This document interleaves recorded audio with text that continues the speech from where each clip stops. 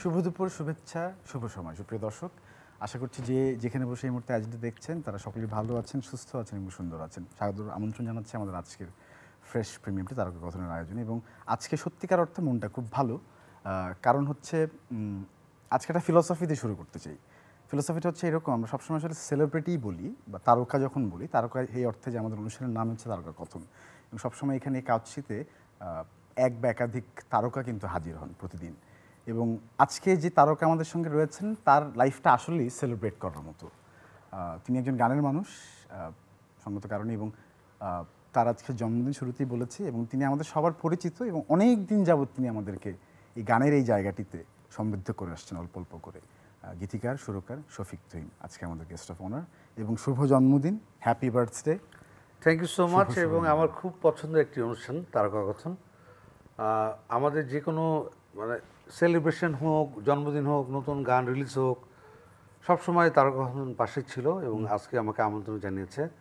আমি খুবই privilege feel করছি এবং আমার খুব ভালো লাগে। ভাই, মানে আমি আজকে যা বলবো আজকে খুব মিন করে বলবো, আমি আসলে বলার জন্য বলবো না। সেটা হচ্ছে যে আমি দেখেছি আপনি খুব আড়ালে থাকেন মনে হয়।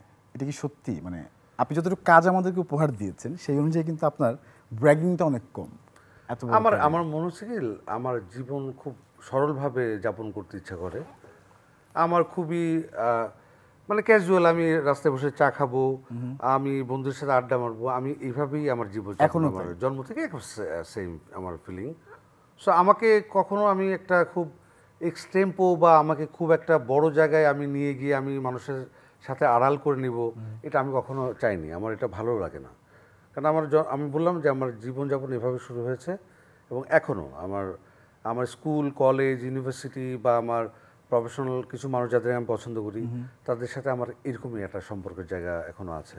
কারণ একটু আইসোলেটেড হলে কি মানুষের জীবনযাপন, যে আমি আমার সূর্য দেখা বা চন্দ্রিমার রাত্রিতে চাঁদের উপভোগ করা বা সিম্পল লাইফ লিড করা, টঙে চা খাওয়া বা এইসব বিষয়গুলো কিন্তু অনেক ক্ষেত্রেই আর থাকে না। আপনার আছে? আমি একদম ওরকমই একটা মুহূর্ত আমার খুবই, আমার মতো জীবনটা আমি যাপন করি, মানে লাইফ শুড বি সেলিব্রেটেড। আমার ওইটাও মনে হয় যে আমি করতে পারি। That's how you become a celebrity. আমাদের বাংলাদেশে আমি সত্যি কথা, আপনার গান আমি যখন শুনি I can feel the depth. সাধারণ লিসনার হিসেবে যে ভালোবাসি যে গানটি আপনি শেষ আমাদেরকে উপহার দিয়েছেন, সুপারহিট, ইট ওয়াজ ওয়ান্ডারফুল। এবং আজকে একটা খুব ইনফর্মাল প্রশ্ন করি, মানে আপনি যখন গান লিখেন তুহিন ভাই, তখন আসলে কি চিন্তা করে লিখেন? অনেকগুলো চিন্তা হয়। এটা কি বলবো, ম্যাটার্সগুলো ডিফারেন্ট। যেমন আমি ফিল্মের গান করলে ফিল্মের গল্প শুনে গান আমি করি। আবার আমি যখন আনমনে নিজে গান লিখি, আমার কিছু অনুভূতি আমার স্পর্শ করে। আবার এমনও হয় যে আমি অন্যের বেদনা দেখেছি বা অন্যের উচ্ছ্বাস দেখেছি ভালোবাসায় বা যে কোনো কিছু অনুভূতি, ওগুলো আমি একটা রিলেট করার চেষ্টা করি। আবার কখনো কখনো যে আমাকে একটা খুবই ওই যে ফরমাইশি গান লেখা, আমার কেউ এসেছে যে একটা সুর নিয়ে বা এটা নিয়ে আমার গান লিখতে হবে, লিখেছি। আমাদের সেরা কণ্ঠের ইমরান, ও একটা গান আর সুর নিয়ে এসেছিল যে বলতে চেয়ে মনে হয়, বলতে তো বোঝায় না হৃদয়, তো একদিন আসলো যে ভাই আমার একটা গান লিখে দিতে হবে, সুর করে আসছে। তো এরকম নানাবিধভাবেই অনুভূতিগুলো প্রকাশ পায়। যখন আপনি সৃষ্টি করেন তখন কি ফিল করেন যে আপনি সৃষ্টি করা শুরু করে দিয়েছেন, নাকি প্রসেস আছে? এটা আমি কখনো সৃষ্টি করি না, সৃষ্টি উপর থেকে আসে। আমি সবসময় মনে করি এটা ব্লেসিং ফ্রম অলমাইটি। আমরা যারা কাজ করি, আমি বিশ্বাস করি যে আমরা যখন একটা লেখা শুরু করি, আমরা শুরু করি মাত্র, উপর থেকে না আসলে এটা কখনো শেষ হয় না। এটা সুর হোক, পেইন্টিং হোক, যে কোনো কিছু আর্ট ফর্মের যেগুলো কিছু, এগুলা আসলে অটোমেটিক আসলে ক্রিয়েট হয়, এটা অটোমেটিক আসছে, গিফটেড মেবি সাম সর্ট। তুমি ভাই, আপনি ছোটবেলায় লেখালেখি থেকে মনে শুরু করেছিলেন সবার আগে? আমার মিউজিক্যাল প্রফেশনে আমার লেখা দিয়ে শুরু হয়েছে, মানে গীতি কবি হিসেবে আত্মপ্রকাশ সবার প্রথম কত আগে আসলে? আমার প্রথম প্রকাশিত গান বলবো 95 আমার প্রথম গান রিলিজ হয়। শাকিলা জাফর, আমাদের শ্রদ্ধেয় শাকিলা জাফর প্রথম গেয়েছিল মিসে হয়ে যাওয়া, এবং শুরু করেছিলেন আমাদের শ্রদ্ধেয় মনোহর হোসেন টুটুল। তখন আমি ইউনিভার্সিটিতে পড়ি, আমরা একই ফ্ল্যাটে থাকতাম। তো টুটুল ভাই যখন কাজ করেন প্রায়শই বিভিন্ন শিল্পীর জন্য, তাই বললাম আমি তো গান লিখতে পারবো। উনি বললো এই কি তা কও, উনি তো কুমিল্লাম ভাই। আমি বললাম না আমি পারবো, আমার কনফিডেন্স আছে। তারপরে সুরের উপর আমি আমার প্রথম লেখা কিন্তু সুরের উপরে মানে প্রকাশিত গান।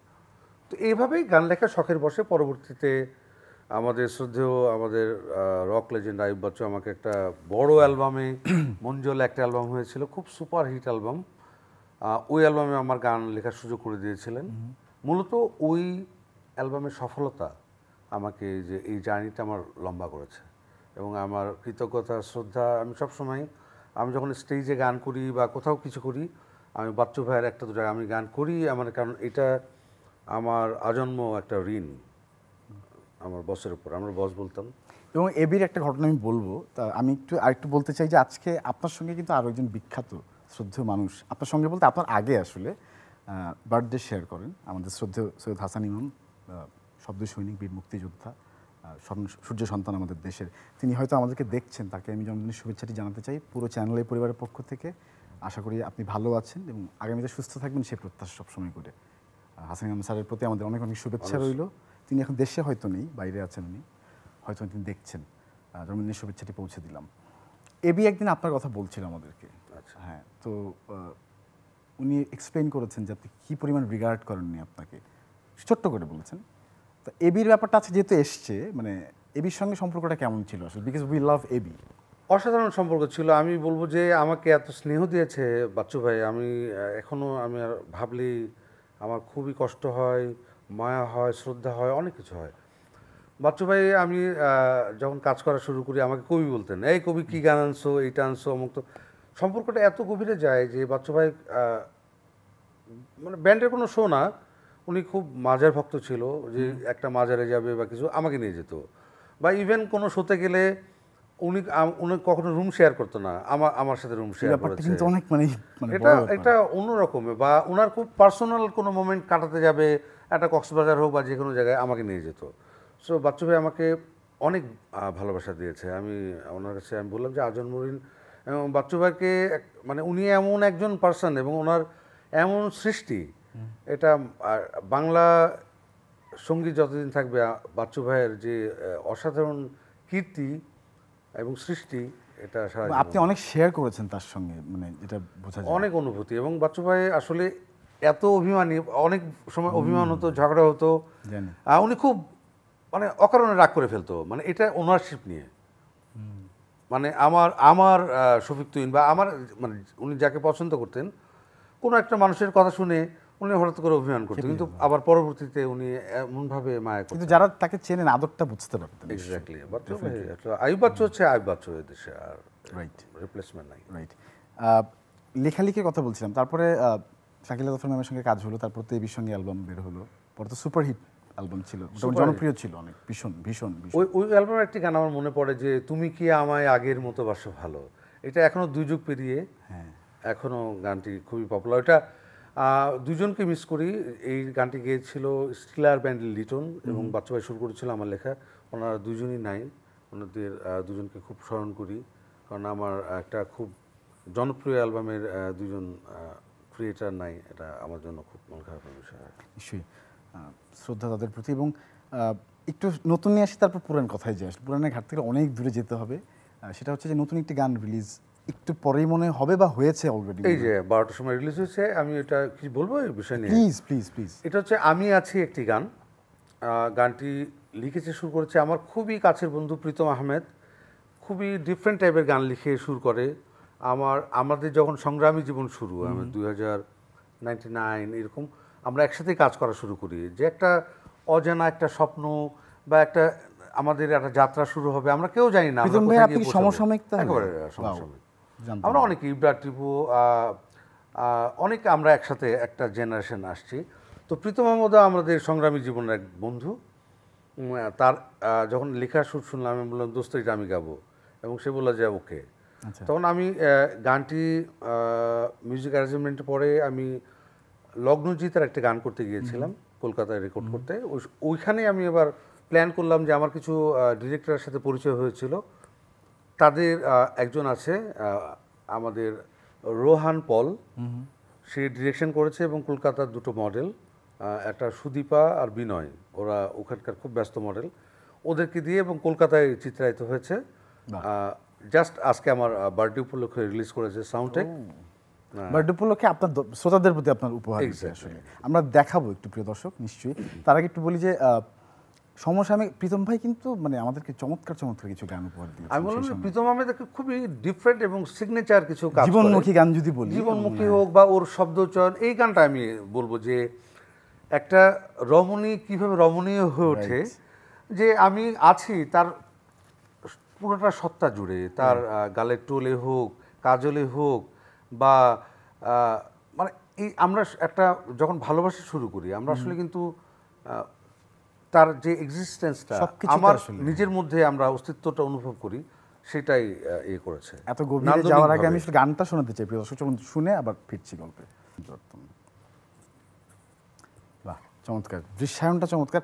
তবে ভাই আমি এই জায়গাতে আসলে একটা প্রশ্ন করতে চাই যে আপনি তো বললেন শুরুটা কবে থেকে করেছেন, সেই সময় তো ক্যাসেটস খুব জনপ্রিয় ছিল, পরে সিডি আসলো, তারপর ডিভিডিতে আসার পরে আমরা আসলে ভিডিওর দিকে ধীরে ধীরে ধীরে ঝুঁকিছি। এখন তো ভিডিও ইজ আ মাস্ট মনে হয়, মানে আপনি কি এগ্রি করেন কিনা? এটাই এখন ট্রেন্ড, যেহেতু ভিডিও ছাড়া আমরা তো গান শুনতে পাই না। আমাদের যখন আমরা শুরু করেছিলাম, আমার মনে পড়ে যে আমি যে বললাম যে আমাদের শ্রদ্ধেয় শাকিলা জাফরের গান যেদিন রেকর্ড হয়, আমি গান রেকর্ড হবে 11টায় শিফট, আমি 9টা থেকে বসে আছি। এই যে আবেগ, আর যে কথাটা আমি বললাম যে আমার নাম যখন প্রথম ছাপা হলো ক্যাসেটের একটা স্লেভে, যে শফিক তুহিন,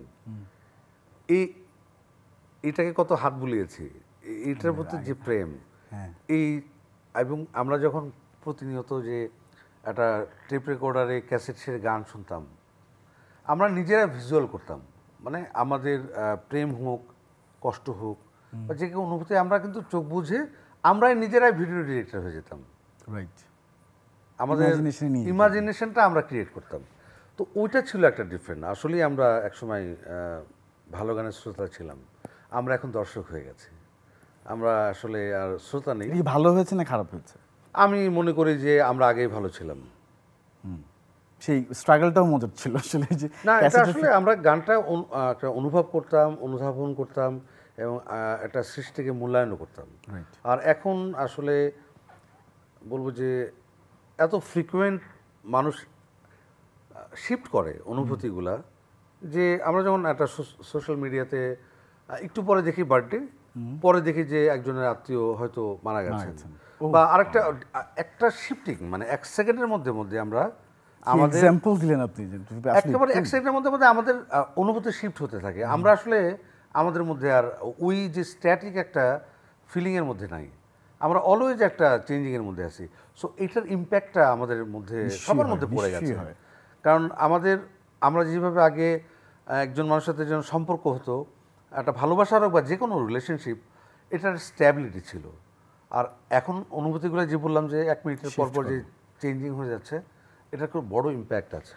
চমৎকার পয়েন্ট দিলেন শফিক ভাই। আমি মানে এটা এভাবে ভাবা হয়নি কখনো, আসলে আমরা এইভাবে মানে তৈরি না আসলে এত মিক্স আপ ফিলিং নেওয়ার জন্য হয়তো। এনিওয়েজ, তারপর আমরা ছিলাম হচ্ছে অ্যালবামের পরে যেটা বললাম পুরোনো গল্পে। তো কখনো কি মানে লিখতে গিয়ে নিজের গল্প লিখেছেন, নাকি বেশিরভাগই ফরমাইশি গান লিখেছেন? বেশি না, ফরমাইশি লিখেছি, নিজের অনুভূতি থেকে লেখা হয়েছে। নানাবিধ একটা মানুষ হচ্ছে কি একটা চারণভূমিতে নানাভাবে বিচরণ করে। একটা যে আমি এখন কি ভাবছি, এটা পৃথিবীর কেউ জানবে না। যেমন তুমি কি এখন কালকে একটু পরে চিন্তা করবা, তোমাকে মানুষ ডিফারেন্টভাবে মূল্যায়ন করবে, কিন্তু প্রত্যেকটা মানুষ একটা ইউনিক, এবং মানুষের চিন্তার যে জায়গাটা আমরা অ্যাসেসমেন্ট করতে পারি, কিন্তু ওই জায়গাটা যেতে পারি না। সো আমি যখন গান লিখি, আসলে নানা রকম প্রক্রিয়া কাজ করে এটা চিন্তার মধ্যে। এটা কখনো আমার হয়, কখনো অন্যের হয়ে আসে, কখনো আমার বা অন্যের দুজনের হয়ে আসে, সব মিলিয়ে আর কি। ছোটবেলায় জন্মদিন কেমন ছিল আসলে? মানে ছোটবেলায় তো জন্মদিন তো জানছি অনেক পরে, আমাদের তো জন্মদিন এরকম ছিল না। আমরা অনেক পরে ক্লাস 7-8-এ জানি যে আজকে আমার জন্মদিন। তখন আমি তখন কলোনিতে বড় হয়েছি। আমি বনায়ন বটাপ হচ্ছে দর্শনাতে, সুগার মিলে আমার বাবা জব করতেন। তো আমাদের কলোনির বেড়ে ওঠা একটা দারুণ আনন্দের উপভোগের বিষয় ছিল, যে আমরা একসাথে পাশের বাসা আমাদের ছিল। আমি যখন কর্পোরেশন 1, 2, 3 আমার 13 নম্বর বাসা ছিল। আচ্ছা, তা আমার পাশের বাসায় ছিল আমার ক্লাসমেট, ও ছিল শ্রী স্নেহময় বসাক, ও হিন্দু ছিল। আমার একটা বন্ধু ছিল জেমস ক্লেমেন্ট থালসানা, সে খ্রিস্টান ছিল। তো আমরা কখনো ভাবি নাই, আমরা ধর্ম, রেসিজম বা রিলিজিয়ানের কোনো ডিফারেন্স বুঝি নাই, যে তাদের পূজায় আমরা গেছি, আমাদের কোনো উৎসবে তারা এসছে। আমার জন্মদিনে ওইভাবে প্রথম যখন জানলাম যে আমাদের সব এরকম বন্ধু বান্ধব আসলো, একটা ছোটোখাটো সেলিব্রেশন, ওই সময় বুঝলাম জন্মদিন সেলিব্রেশন করতে হয়। কিন্তু আমার মনে আছে যে প্রথম আমার জন্মদিন সেলিব্রেশনটা যেভাবে বলে, আমি যখন ঢাকা ইউনিভার্সিটিতে ফার্স্ট ইয়ারে, আমার তখন এইরকম 27শে জুলাই আসলো, আমাদের ক্লাস শুরু হয়েছিল 2রা জুলাই। আচ্ছা, তো ওই প্রথম একটা টিএসসিতে আমরা একটা ব্যাপকভাবে আমি একটা ইউনিভার্সিটি বন্ধু-বান্ধব মিলে। আমার এক ক্লাসমেট সব, কারণ আমরা সব ফ্রেশাররা ছিলাম এবং বিভিন্ন জায়গা থেকে আমরা বেড়ে ওঠা। ওইটাই ছিল আমার জীবনের একটা সবচেয়ে ইউনিক একটা বার্থডে সেলিব্রেশন। ভালো একটা পয়েন্ট তুহিন ভাই আপনি বললেন মাত্র, মানে ঢাকা ইউনিভার্সিটি থেকে কিন্তু অনার্স মাস্টার্স করা অনেকের স্বপ্ন থাকে এখনো, ইনফ্যাক্ট, তো অনেকের মিস হয়ে যায়। তো আপনি করে তারপর কেন মানে এই ক্রিয়েটিভ লাইনে আসলেন? মানে আমি জানি না, এটা তো আমি বললাম যে ক্রিয়েটিভ লাইনে যারা আসে, এটা আমার ধারণা প্ল্যান ছিল নাকি? না, আমার কোনো প্ল্যান ছিল না, কখনোই ছিল না। আমাদের একটা মিডল ক্লাস যারা ফ্যামিলি বিলং করি, তাদের সবারই একটা বাবা মার ইচ্ছা থাকে ডাক্তার, ইঞ্জিনিয়ার বা বিসিএস হতে পারে। বিসিএস ক্যাডার এরকম হয়। আমার বাবারও সেরকম ছিল। আমি একবারই আমার এক্সাম দিয়েছিলাম 22তম বিসিএস হয়েছিল? না, সব পাস হয়ে আমি ভাইভাতে আমি আমার বাবা খুব মন খারাপ করেছিল, মানে তার স্বপ্নটা পূরণ করতে পারি নাই। তার পরবর্তীতে কীভাবে গানে আসা, বললাম যে বাচ্চু ভাইয়ের যে এটা জানি বললাম। এরপরে আমার এই অনেকগুলো সাকসেসফুল অ্যালবাম আমার লেখা সুরে হয়েছিল। তো এই জার্নি করতে করতে একটা বড়, এবং আমি যখন গান গাওয়া শুরু করি, তারপরে আমি যখন জাতীয় পুরস্কার পাই, রাইট, তখন আমার বাবা প্রধানমন্ত্রী যখন দিল উপহার দিল, আমার বাবাকে আমি আমরা তো আমার বাড়ি চুয়াডাঙ্গাতে, আমার বাবাকে বলেছিলাম আসতে, এবং যখন ন্যাশনাল অ্যাওয়ার্ড ওই প্রোগ্রামে আমার বাবাকে এসছিলেন, এবং মোটামুটি সামনের সারি থেকে যখন দেখলেন যে প্রধানমন্ত্রী আমাকে গোল্ড মেডেল দিচ্ছে, জাতীয় পুরস্কার, তো এই এতদিনের যে তখন বাবা বুঝলেন যে he has made it. Realisation যে না, ঠিক আছে, এটা অন দ্য ট্র্যাক। আসলে আমরা কে কোথায় যাব, আমরা কিন্তু অনেক সময় আমাদের মধ্যেও থাকে না। সো আমি আমার এই জার্নিতে আমার ভালো লাগা আছে, এটাই আমার মনে হয় যে সৃষ্টিকর্তা লিখে রেখেছিলেন। ওয়াও, মানে সৃষ্টিকর্তা তো লিখেছেন এবং আপনিও তো আমার জন্য লিখছেন আসলে আমাদের সব কিছু নিয়ে, এটা আসলে অনেক মজা। এবং নতুন গানটি নিয়ে কথা বলছিলাম, এই গানটি আসলে কতদিন আগে থেকে শুরু করেছেন, কি করলেন? এটা 3-4 মাস আগে আমার রেকর্ড করা হয়। তারপরে প্রীতমের সাথে দেখা হলো, আমি লন্ডনে গেছিলাম। ও তো একটা দারুণ একটা জায়গায় থাকে, ক্যানারি হোপ, খুব প্রীতম ভাই? হ্যাঁ, আমাদের প্রীতম আহমেদ আমার বন্ধু। আমরা ঘুরলাম ফিরলাম, তখন আমি বললাম যে এই গানটা আমি এটা ডেমো করেছি, গিয়ে ফাইনাল করব। আসার পরে গানটা শোনালাম, ও খুব পছন্দ করলো, এবং তার পরবর্তীতে আমি বললাম যে লগ্নচিতার একটা গান রেকর্ড করতে গিয়েছিলাম, এই ইন বিটুইন আবার ভিডিও। আচ্ছা, আমরা খালি গলা একটু শুনতে পারি তুহিন ভাই, মানে যদি চাই?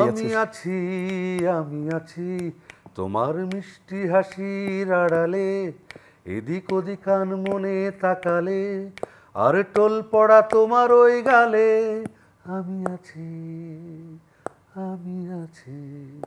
পুরো গানটাই যে আমি যে আছি একটা আমার প্রিয় মানুষের কাছে, এরকম দারুণভাবে একটা বর্ণনা করা হয়েছে। এটা অসাধারণ একটা বিষয় ছিল। একটা বিখ্যাত গানের মানে ফরমাইশ সবসময় থাকে, মানে আমাদেরও থাকে, দর্শকদেরও থাকে। আমি জানি দর্শকদের এখন জিজ্ঞেস করলে একটা গানের কথা বলবে, ভালোবাসি, ওর ভালোবাসি, এর বেশি ভালোবাসা যায় না। তো আমার ভালোবাসা তো আমি অনেক এই গানটি অনেকে, মানে এই গানটি চমৎকারভাবে মানুষের মধ্যে ছড়িয়েছিল আমার মনে পড়ে। আমি এই গানটি অন রিপিট শুনতাম সেই সময়। এটা একটা বিশাল প্রাপ্তি। এটা বলবো যে আমি বললাম যে আমরা যেটা কাজ করি, আমি তো এভাবে ভাবিনি যে এই গানটা মানুষের মনকে ছাপিয়ে যাবে এবং সমস্ত বয়সের মানুষকে। আমি এমনও হয়েছে যে আমি কোনো একটা প্রোগ্রামে গেছি, আমি 5-6 বছরের বাচ্চা হবে, কোনো এয়ারপোর্টে আমি দেখেছি যে তার বাবা মাকে রেখে আমার দিকে দৌড়ে আসছে, ভালোবাসি আঙ্কেল, ভালোবাসি আঙ্কেল। এই যে একটা অনুভূতি। আবার একটা প্রোগ্রাম এসেছিলাম চ্যানেলের, ওই রিলিজের পরপরই একজন আন্টি, আমার মনে হয় 80-81 বছর বয়স হবেন, উনি আমাকে দেখে আমাকে মাথা ছুঁয়ে আমাকে আশীর্বাদ দিয়ে বললেন, অনেক বছর আমি গান শুনি না বাবা, তোমার এই গানটা আমাকে এইভাবে টাচ করলো যে আমার অনেক ছোটোবেলার কথা মনে পড়ে গেল। তো এই গানের যে শক্তি, একটা গান, আমরা যে কোনো গান যেটা মানুষ পছন্দ করে, এই গানের শক্তি কিন্তু অনেক বড় বিষয়। হ্যাঁ, রাইট। সো এইটা একটা বিরাট বিষয়, একটা ক্রিয়েটিভ ওয়ার্ক এটা অনেক বড় বিষয়, যে মানুষকে এত একটা শক্তি বহন করে ক্রিয়েটিভ ওয়ার্ক, যে মানুষকে একটা অন্য জায়গায় নিয়ে যায়। এটা কিন্তু অনেক ধরনের, অনেক সময় অর্থ সম্পদ দিয়ে হয় না, যেটি ক্রিয়েটিভ ওয়ার্কের যে পাওয়ার, যে একটা কানেক্ট করার যে essence, শক্তি আসলে, যে একটা বিষয়, এটা কিন্তু অনেক বড়। আমি তো একটা জিনিস ভাবলে আসলে খুব অভিভূত হই যে আপনার একটা গান কোটি কোটি শ্রোতা একই ফিলিং নিয়ে হয়তো শুনছে। এটাই আমি ওইটাই মনে করি, যে মাঝে মাঝে বলি না যে হঠাৎ করে আমার একটা বিক্ষিপ্ত অনুভূতি থেকে কোনো একটা লিখেছি বা সুর করেছি, সৃষ্টি। এটা সারা পৃথিবী ব্যাপী শুনছে, ছড়িয়ে যাচ্ছে, ঘুরে বেড়াচ্ছে। On and on. এইটা একটা বিরাট মানে বিষয়। এই গল্প শেষ হবে না তুহিন ভাই। আমি আজকে first of all it's an honour and privilege আপনি আমাদের সঙ্গে এসে জয়েন করেছেন, আমি আসছি। আজকে জন্মদিন যেহেতু কেকটা তো Thank you so কাটতেই হবে, your family member of us for us, এবং আমরা চাই একসঙ্গে জন্মদিনটা একসাথে কেটে। চ্যানেলকে অনেক অনেক ধন্যবাদ, তারকা কথনকে এবং আমার বন্ধু অনন্যা রুমাকে, যে আমাকে আজকে এটা স্পেশাল ডেতে আমাকে ইনভাইট করেছে। এবং আসলে আমার দিনটা তুহিন ভাই you are special special to us. Thank you so trust me. much. Let's cut এটা কি? হ্যাঁ কাটি কাটি। এখানে ধরতে হ্যাঁ হবে না? ওকে ওকে হ্যাঁ। শুভ জন্মদিন, হ্যাপি বার্থডে। Happy birthday আপনি আরো to me. ভালো ভালো গান আমাদেরকে উপহার দেন, ভালো ভালো আমার মনে হয় সৃষ্টি প্লিজ।